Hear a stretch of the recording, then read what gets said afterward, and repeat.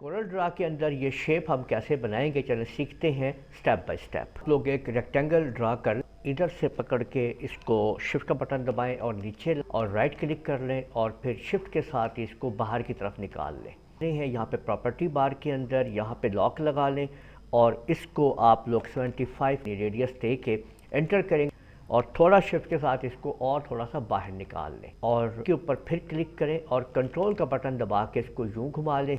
और right click करके copy कर लें और इसको इस तरीके से बाहर निकाल और इसको यहाँ से शिफ्ट के साथ थोड़ा छोटा करके नीचे की तरफ ले आएँ, यहाँ तक देखें।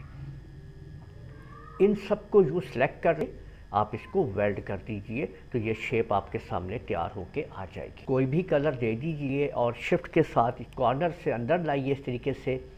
और राइट क्लिक करके अब इसके अंदर जो कलर देना है वो डाल दीजिए तो ये शेप आप लोगों के सामने तैयार